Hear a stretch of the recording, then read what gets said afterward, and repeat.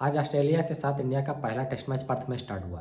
तो जिस तरीके से इंडिया ने पहले टेस्ट मैच में पहले इनिंग में बैटिंग की और 150 रन बनाकर आउट हो गए, तो हम लोगों को लगा इंडिया का वही हाल जो पहले हुआ करता था फिर से होने वाला है। और जैसे इनकी बैटिंग चल रही थी वैसे ही बैटिंग चली, कुछ इन्होंने स्पेशल नहीं किया, किसी ने अच्छा नहीं खेला। मगर सबसे बड़ी बात तो ये हो गई कि जो शीर्ष क्रम के बैट्समैन थे उन्होंने रन ही नहीं बनाए। अब रन बनाने का जो जिम्मा था फिर से आ गया पंत के पास। तो पंत ने 37 रन बनाया, इसके बाद नीतीश रेड्डी ने 41 रन बनाया और के राहुल ने 26 रन बनाया। तो इस तरीके से इंडिया कैसे भी लुढ़कते हुए 150 तक पहुंच गई। मगर 150 रन ऑस्ट्रेलिया में ऑस्ट्रेलिया की पिच पर मायने नहीं रखते हैं।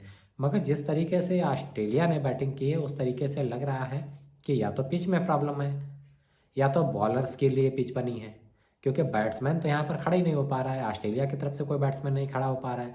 तो आप ये भी कह सकते हैं कि ऑस्ट्रेलिया की बॉलिंग ज़बरदस्त थी, मगर जब इंडिया ने बॉलिंग शुरू की तो अब लगता है इंडिया की बॉलिंग ज़बरदस्त थी। तो अब ये नहीं समझ में आ रहा कि प्रॉब्लम क्या है।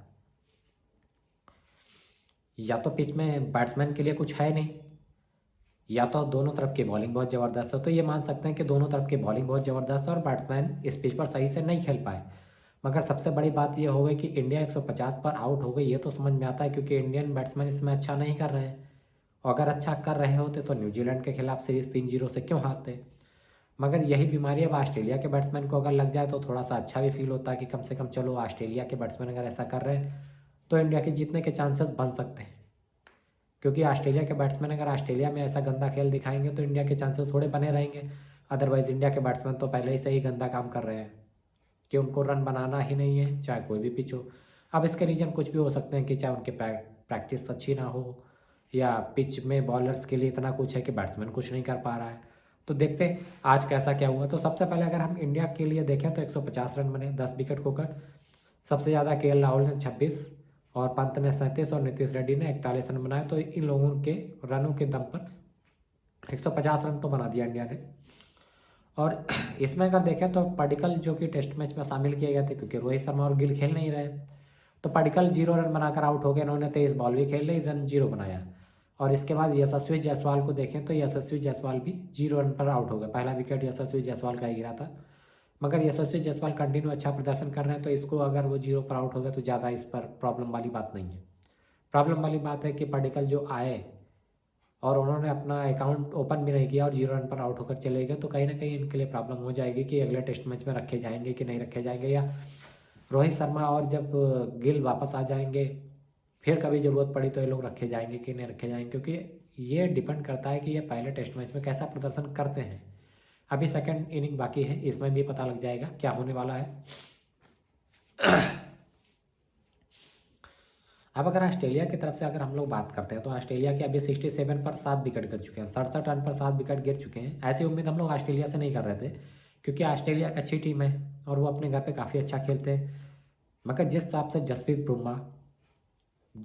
जसप्रीत बुमराह, मोहम्मद सिराज और नीतीश राणा ने बॉलिंग की है,